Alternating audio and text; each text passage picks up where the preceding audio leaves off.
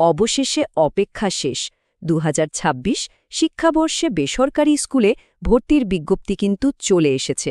যারা সন্তানের ভর্তির জন্য অপেক্ষা করছিলেন তাদের জন্য আজকের এই আলোচনা পুরো প্রক্রিয়াটা একদম সহজ করে দেবে। যারা সন্তানকে ২০২৬ শিক্ষাবর্ষে স্কুলে ভর্তি করার প্রস্তুতি নিচ্ছেন তাদের জন্য এই তথ্যগুলো কিন্তু খুবই জরুরি। আচ্ছা, তাহলে সবার আগে চলুন সবচেয়ে জরুরি বিষয় মানে তারিখ আর সময়গুলো দেখে নিই। কারণটা খুবই সহজ, ভর্তির আবেদনের জন্য কিন্তু খুব নির্দিষ্ট আর সীমিত একটা সময় দেয়া হয়েছে। দিন তারিখগুলো কিন্তু একদম মনে রাখতে হবে। অনলাইনে আবেদন প্রক্রিয়া শুরু হচ্ছে ২১ নভেম্বর ঠিক সকাল ১১টা থেকে, আর এটা শেষ হয়ে যাবে ৫ ডিসেম্বর বিকেল ৫টায়। এই নির্দিষ্ট সময়সীমার মধ্যেই কিন্তু পুরো আবেদনটা সেরে ফেলতে হবে।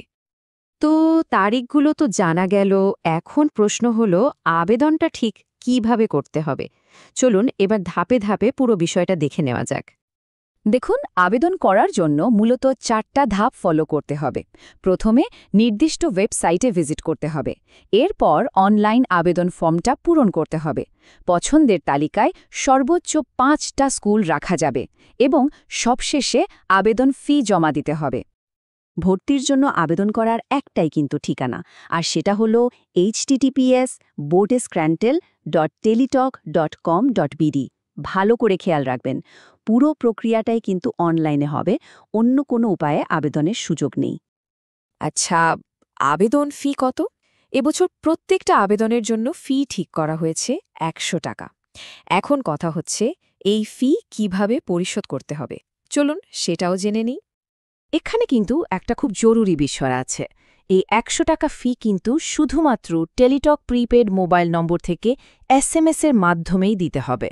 অন্য কোনোভাবে কিন্তু ফি জমা দেওয়া যাবে না, এটা মাথায় রাখতে হবে। ঠিক আছে, আবেদনের তারিখ আর ফি নিয়ে তো কথা হলো। চলুন এবার কিছু খুব গুরুত্বপূর্ণ নিয়ম কানুনের দিকে নজর দিই। আবেদন করার সময় এই নিয়মগুলো অবশ্যই মাথায় রাখতে হবে, না হলে কিন্তু আবেদনটা বাতিলও হয়ে যেতে পারে। প্রথম শ্রেণীতে ভর্তির ক্ষেত্রে কিন্তু বয়সটা খুবই গুরুত্বপূর্ণ একটা ব্যাপার। দেখুন, জাতীয় শিক্ষানীতি অনুযায়ী ২০২৬ সালের ১ জানুয়ারি শিশুর বয়স কিন্তু অবশ্যই ৫ বছরের বেশি হতে হবে, আবার ৭ বছরের কম হতে হবে। তার মানে কি? তার মানে হলো জন্ম তারিখটা হতে হবে ১ জানুয়ারি ২০২১ থেকে ৩১ ডিসেম্বর ২০১৮-র মধ্যে। আর বয়স প্রমাণের জন্য কিন্তু অনলাইন জন্ম নিবন্ধনের সত্যায়িত কপি লাগবে। স্কুল পছন্দের সময় কয়েকটা বিষয় কিন্তু মাথায় রাখতে হবে।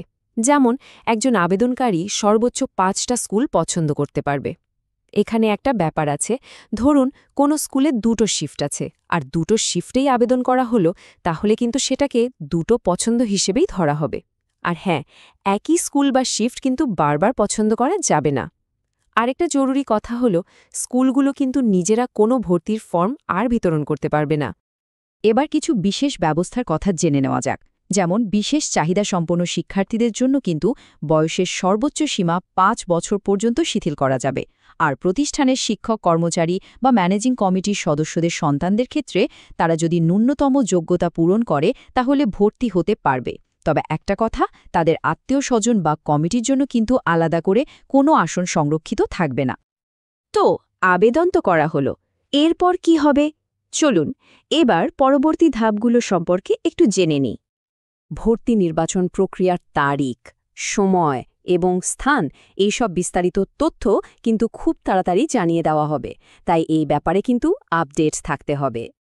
সবচেয়ে নির্ভরযোগ্য তথ্যের জন্য কিন্তু 2টো ওয়েবসাইটে চোখ রাখতে হবে। একটা হলো মাধ্যমিক ও উচ্চশিক্ষা অধিদপ্তরের ওয়েবসাইট dseh.gov.bd, আর অন্যটা হলো টেলিটকের ওয়েবসাইট teletalk.com.bd। যে কোনো আপডেটের জন্য এই দুটো সাইটে কিন্তু আসল জায়গা। সবশেষে একটা প্রশ্ন, ভর্তির জন্য যে কাগজপত্রগুলো লাগবে সেগুলো কি সব প্রস্তুত আছে? এখনই যদি প্রস্তুতি নেওয়া শুরু করা যায় তাহলে আবেদনের সময় কিন্তু কোনো তাড়াহুড়ো হবে না।